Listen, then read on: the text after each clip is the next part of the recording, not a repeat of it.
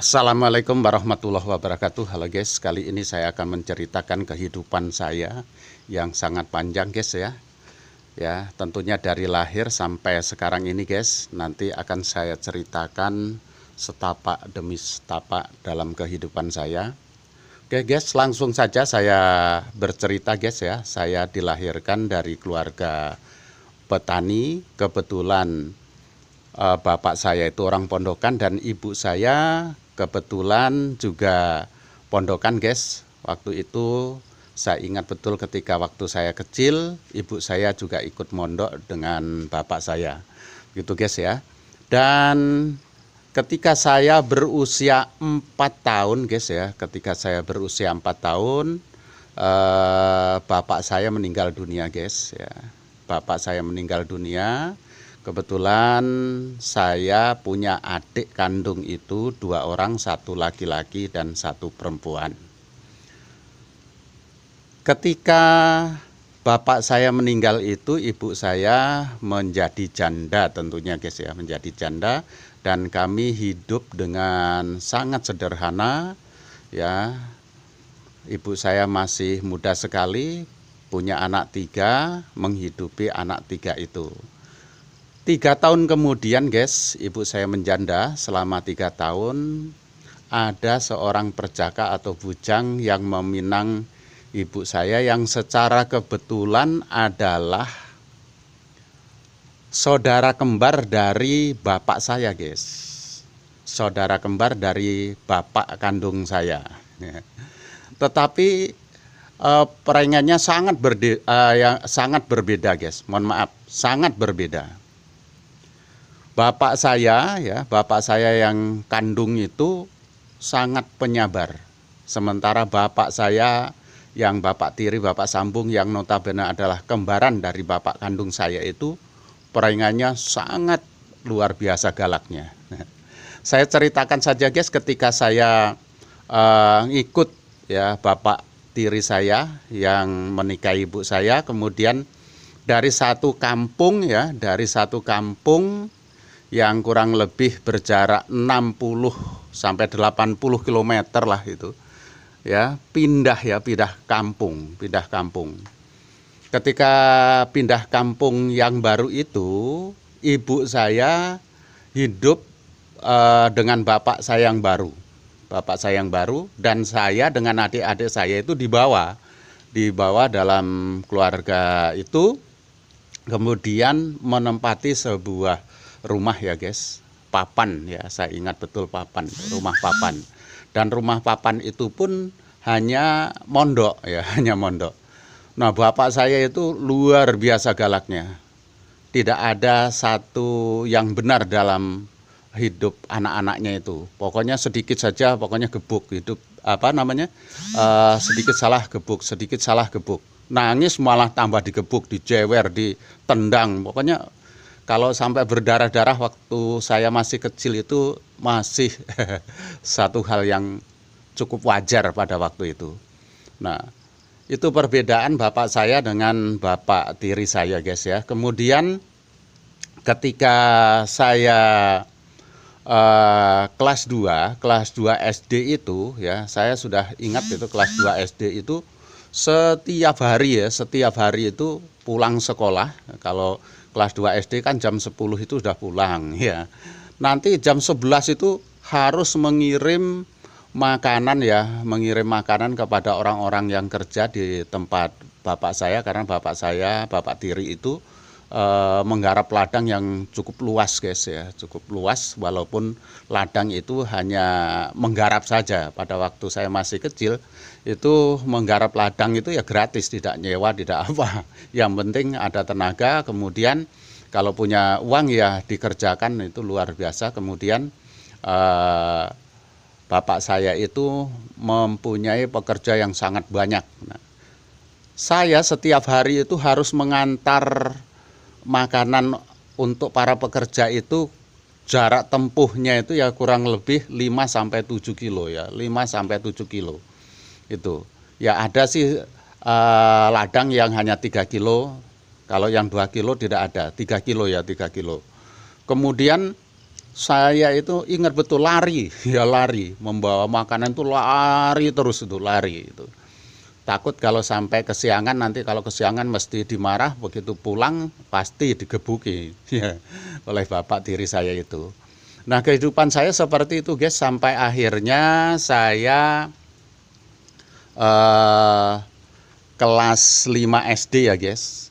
Kelas 5 SD mau naik kelas 6 ya, mau naik kelas 6 itu guys, itu sudah tidak boleh sekolah lagi ya, tidak boleh sekolah lagi oleh bapak saya guys ya. Akhirnya saya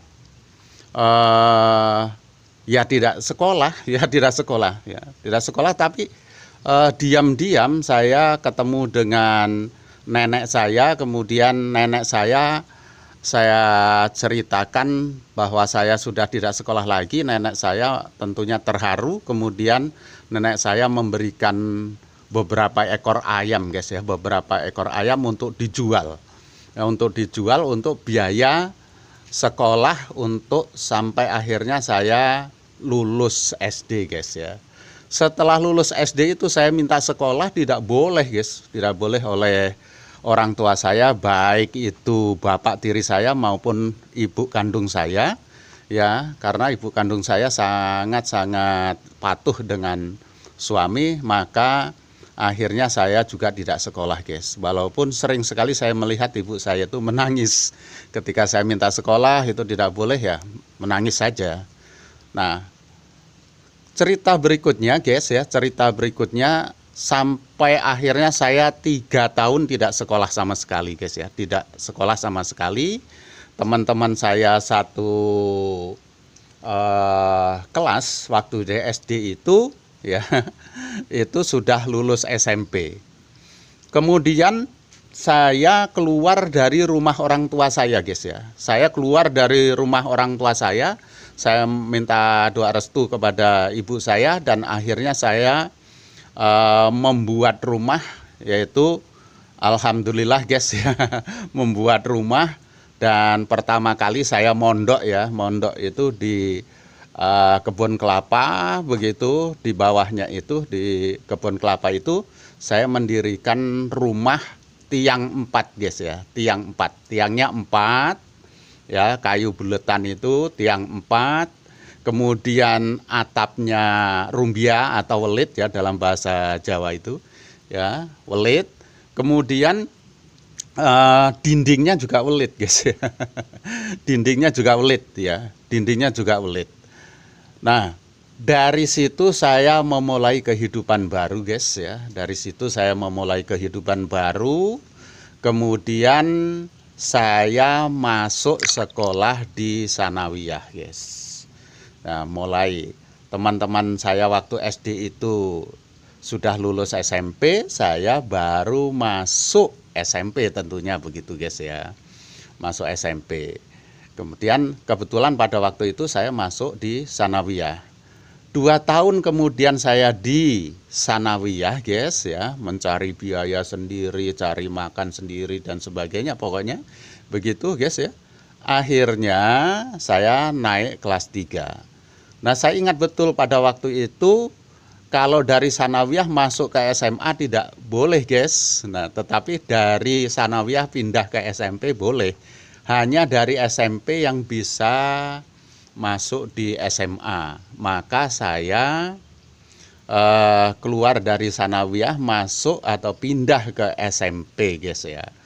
Pindah ke SMP pertengahan ya, semester 5 tentunya ya, saya pindah ke SMP dan akhirnya saya ujian SMP guys ya. Alhamdulillah ketika saya sudah selesai ujian SMP ya, dan mendapat peringkat yang cukup bagus lah, kalau tidak salah pada waktu itu saya masuk di peringkat 2 guys ya, peringkat 2. Kemudian saya mulailah sekolah di SMA ya, mulai sekolah di SMA guys.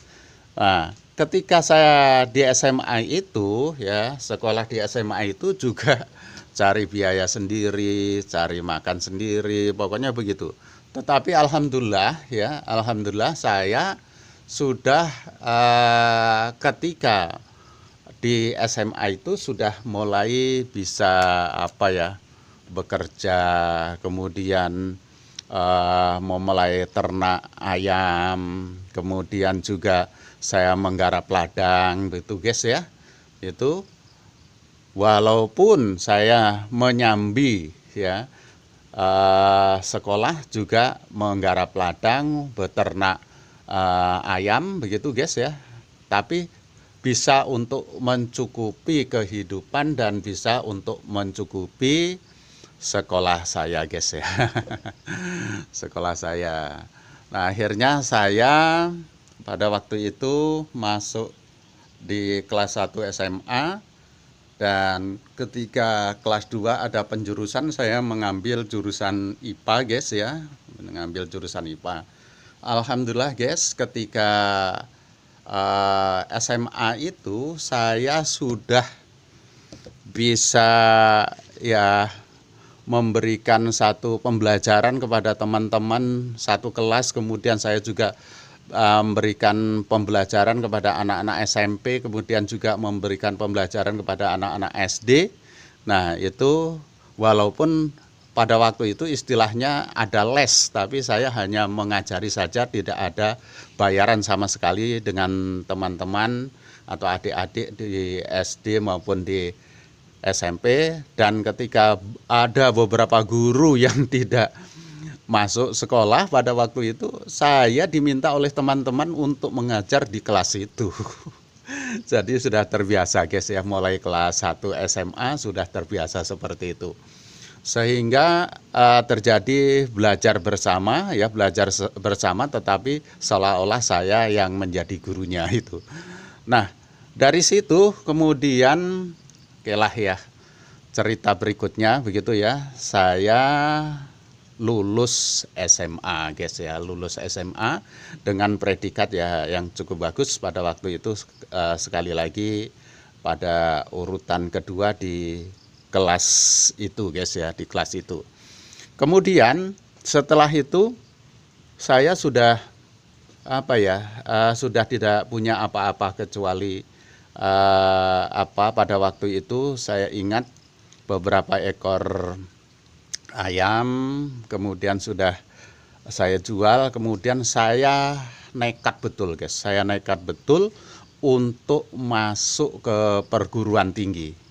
Pokoknya dengan bekal nekat itulah saya datang ke kota untuk masuk kuliah. Dan alhamdulillah saya kuliah di sebuah perguruan tinggi ya, perguruan tinggi yang cukup lumayan lah pada waktu itu ya, tapi di perguruan tinggi swasta, karena saya berpikir ketika saya masuk di universitas atau perguruan tinggi negeri itu saya tidak akan bisa kuliah. Karena apa? Karena saya harus mencari biaya sendiri dan biaya hidup sendiri pada waktu itu. Tetapi alhamdulillah ketika saya masuk di perguruan tinggi itu, saya tes ya, saya tes di sebuah kantor BUMN guys ya, dan saya diterima di situ. Diterima di situ dan akhirnya bisa untuk biaya hidup dan biaya kuliah guys. Saya ingat betul pada waktu itu di BUMN itu saya digaji Rp20.000 guys ya, Rp20.000. Kemudian untuk kuliah itu bayarannya 1 bulan saja sudah 12.500, jadi hanya tinggal 7.500 untuk setiap bulan guys ya. Dan saya ingat betul ketika saya masih kuliah itu, ketika sudah tidak punya uang untuk belanja, saya hanya beli kentang ya guys ya, beli kentang itu kemudian saya rebus. Sampai saya ingat betul ada sebuah cerita ketika saya kuliah itu makan kentang rebus itu selama kurang lebih 40 hari tidak makan yang lain.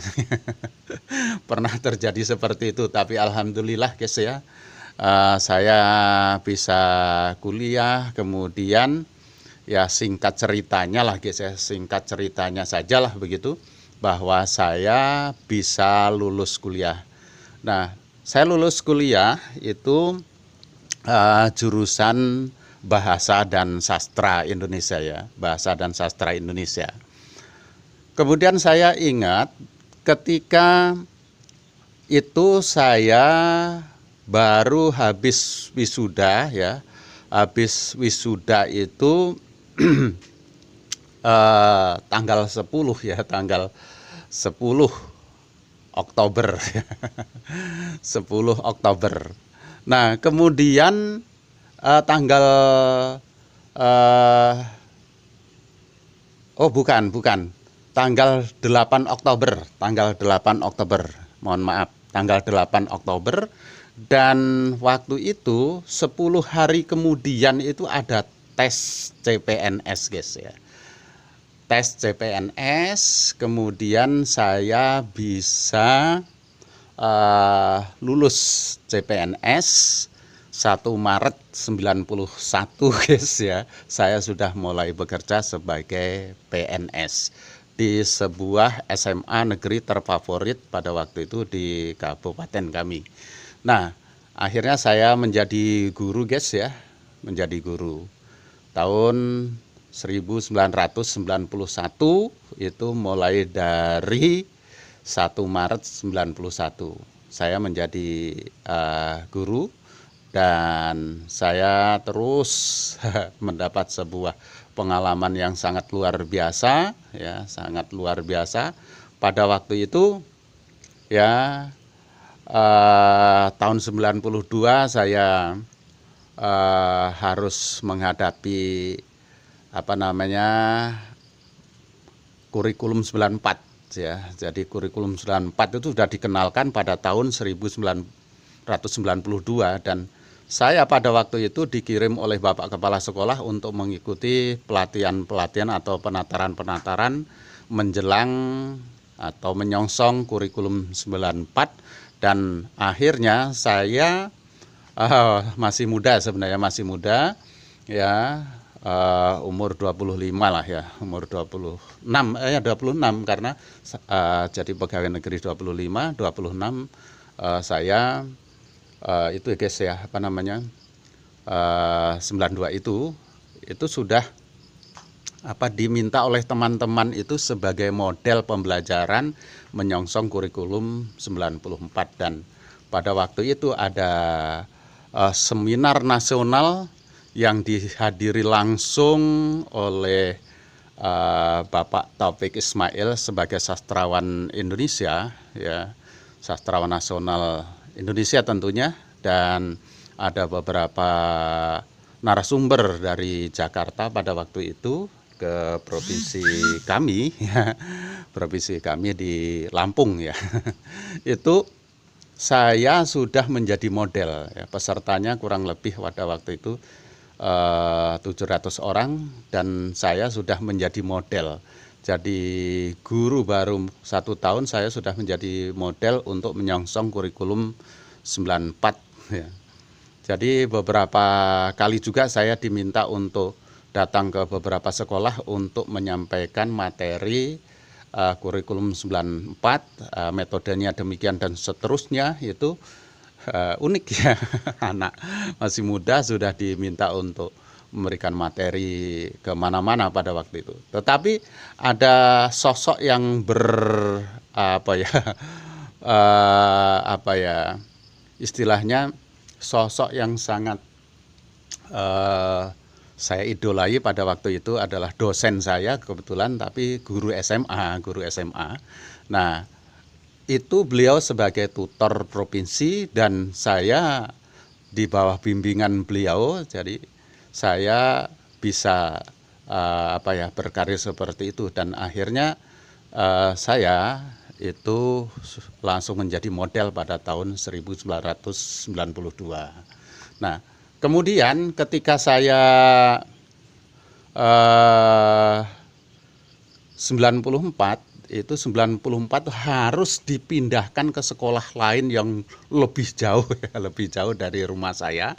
Karena apa? Sekolah itu adalah sekolah baru berdiri tahun ya 3 tahun lah ya begitu, dan kebetulan di sekolah lama itu semua guru yang baru artinya terbaru itu 3 tahun 4 tahun itu masih terbaru, begitu itu harus dipindahkan ya, pindahkan untuk pemerataan guru di Lampung Tengah pada waktu itu, dan akhirnya saya mendapatkan sekolah baru ya, sekolah baru di salah satu sekolah.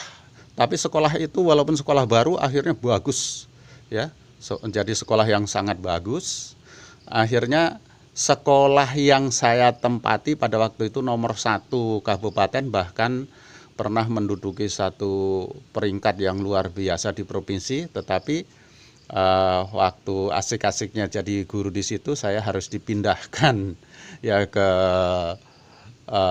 sebuah sekolah baru. Kemudian saya dengan teman-teman di sekolah baru itu merintis yang sangat luar biasa, tetapi potensi anak-anak juga sangat luar biasa. Akhirnya gitu ya, akhirnya sekolah kami yang baru itu bisa menyaingi, bahkan sama, mungkin bahkan pada waktu itu melebihi di sekolah atau sekolah yang lama. Itu luar biasa. 3 tahun kemudian guys ya, 3 tahun kemudian saya harus pindah lagi. Tapi dalam hal ini ketika pindah ke tempat sekolah yang baru, betul-betul baru, belum ada siswanya ya, saya harus pindah. Tapi itu pulang kampung guys ya, pulang kampung di sebuah desa, sebuah kecamatan baru begitu ya, di tempat saya itu. Nah, berdirilah sebuah SMA negeri dan saya guru pertama di sekolah itu ya, guru pertama di sekolah itu. Dan saya sudah mendapat pengalaman 7 tahun sebagai guru guys ya, sebagai guru 91 sampai 97, 6 tahun setengah lah, 6 tahun setengah hampir 7 gitu ya. Nah, itu tahun 97 itu akhirnya saya dipercaya untuk pegang kunci dan sebagainya di sekolah yang baru itu, karena belum ada guru negeri satupun kecuali saya. Nah itu. Kemudian di situ ya, saya bersama dengan teman-teman guru yang baru itu baru-baru semua itu, ada yang 98, 99, 2000 baru berdatangan ya di sekolah kami, dan tumbuhlah sekolah itu menjadi sekolah favorit, kemudian bisa mengalahkan sekolah saya yang pertama dan sekolah kami yang kedua itu, dan akhirnya menduduki peringkat 1 ya, peringkat 1 di kabupaten. Nah, itu sangat luar biasa guys ya, sangat luar biasa. Tapi nah begitulah kondisinya, dan akhirnya kami menapaki pekerjaan itu dengan ya sangat luar biasa, dan akhirnya sekolah itu menjadi sekolah favorit di kabupaten kami. Dan ketika tahun 2006 guys ya, 2006 saya melanjutkan kuliah ya. Melanjutkan kuliah di Jakarta guys ya. Saya mengambil jurusan manajemen pendidikan, karena satu jurusan bahasa Indonesia pada waktu itu saya tidak lulus. Nah, tapi saya mengambil manajemen pendidikan ya, yang lulus di manajemen pendidikan di Universitas Negeri ya guys ya, di Jakarta ya. Kemudian tahun 2008 saya lulus guys ya, saya lulus kuliah S2. Kemudian 2009 kok saya ini penasaran betul dengan pendidikan. Saya penasaran betul dengan pendidikan. Saya SD, SMP, SMA, S1 di Lampung, kemudian S2 di Jakarta, kok sepertinya lancar-lancar saja ya, lancar-lancar saja. Saya kepingin sekali mengenyam pendidikan di Jawa. Akhirnya pada tahun 2009 ya, saya tes di Jawa ya. Kali ini harus saya sebutkan, tidak apa-apa guys ya. Harus saya sebutkan, yaitu di Universitas Diponegoro. Saya mengambil jurusan ilmu hukum tata negara S3 ya guys ya, S3 di Universitas Diponegoro.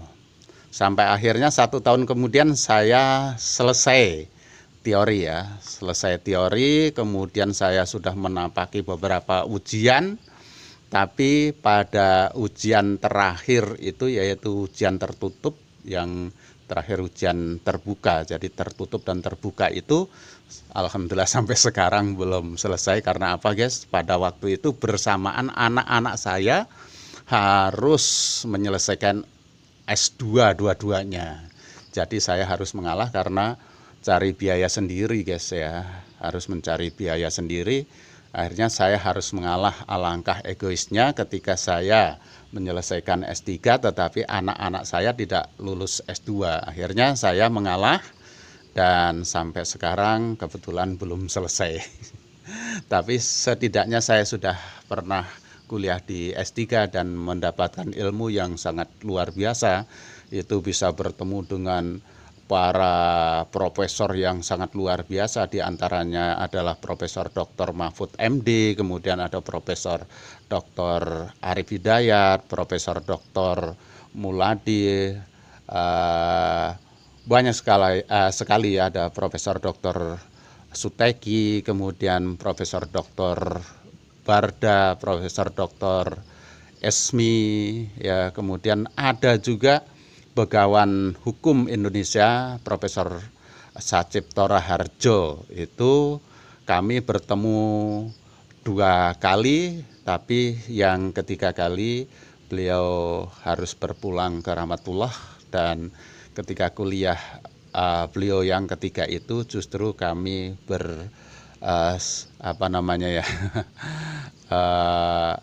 berduka karena beliau meninggal dunia. Nah, itu perjalanan pendidikan saya guys, dan ketika 2009 maksud saya, mohon maaf, 2009 saya meneruskan kuliah. Kemudian pada tahun 2012 saya harus pindah tugas lagi, diangkat menjadi kepala sekolah. Ya, menjadi kepala sekolah di sekolah yang cukup jauh. Nah, kemudian 1 tahun 2 bulan kemudian saya dipindahkan ke sekolah lain lagi menjadi kepala sekolah, dan selama kurang lebih 8 tahun ya, 8 tahun lebih sedikit lah, 8 tahun lebih sedikit saya kembali menjadi kepala sekolah. Dan setelah jadi kepala sekolah kurang lebih 8 tahun itu saya meminta untuk dikembalikan jadi guru. Nah, sekarang masih mengajar di sebuah SMA negeri, statusnya sebagai guru. Nah, itulah perjalanan hidup saya. Kemudian sekarang ini saya menikmati masa-masa sekarang ini dengan nah, kolam ini guys ya, kolam pemancingan ini. Nah, ini guys seperti ini. Nah, ini yang saya nikmati sekarang ini ketika saya kembali jadi guru. Kemudian setiap saya tidak di sekolah, saya harus di tempat ini ya, tempat ini sebagai pelayan sebagai pelayan pelayan pemancingan.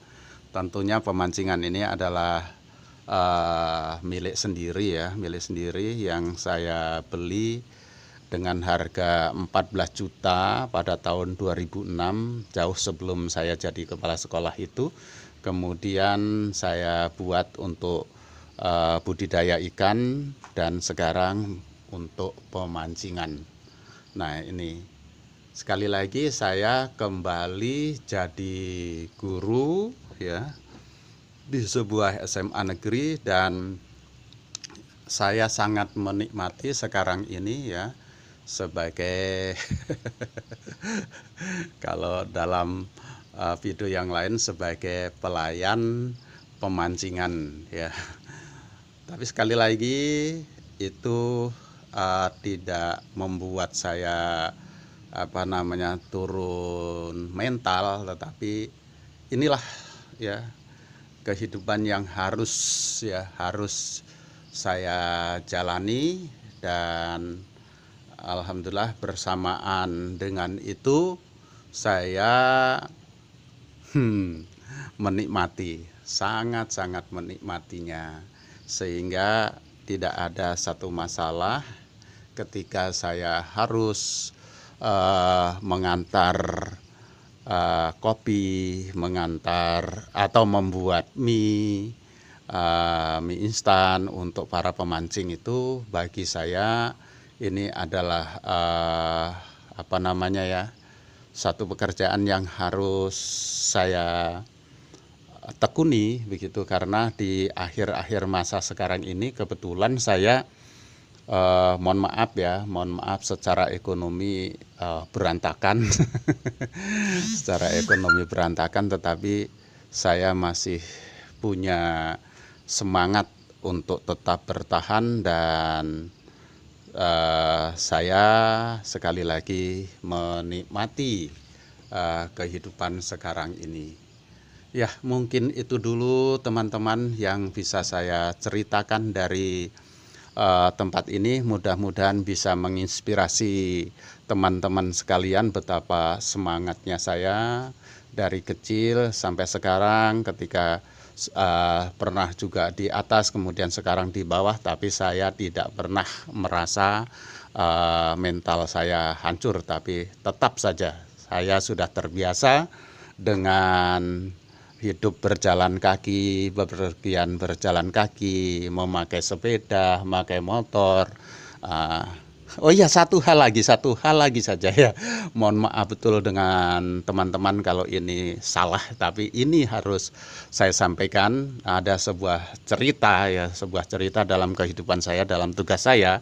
Ketika saya menjadi guru, banyak sekali teman-teman yang tahu bahwa saya selalu gonta-ganti mobil. Gonta-ganti mobil karena saya kebetulan penulis buku, kemudian saya menulis novel. Nah, itu pada waktu itu dapat duit ya luar biasa gitu ya. Kemudian saya juga petani, saya juga mengurus kolam. Kemudian saya juga beberapa kali diminta untuk mengajar di beberapa tempat di perguruan tinggi, sehingga saya juga mendapatkan satu rezeki yang banyak. Kemudian ketika sebelum jadi kepala sekolah ya, itu saya gonta-ganti mobil. Itu sudah banyak yang tahu, tetapi alhamdulillah ketika saya jadi kepala sekolah, belum ada 1,5 tahun mobil saya harus kejual dan sebagainya, karena memang saya di sekolah yang baru itu ketika jadi kepala sekolah ada gedung roboh dan saya diminta oleh Bapak Kepala Dinas untuk menyelesaikan, saya selesaikan dan alhamdulillah mobil sampai kejual dan sampai sekarang belum bisa beli mobil lagi. 2021 ini, mulai tahun 2013 sampai 2021 ini saya belum bisa beli mobil lagi. Nah, dan satu-satunya kepala SMA negeri yang tidak punya mobil ya cuma saya. Nah, itulah ceritanya ya teman-teman. Mudah-mudahan ini menginspirasi teman-teman sekalian dan menjadikan satu pengalaman, dan kalau ada pengalaman yang pahit jangan sampai terjadi pada teman-teman sekalian, cukup terjadi untuk saya. Demikian ya teman-teman, saya akhiri. Wassalamualaikum warahmatullahi wabarakatuh.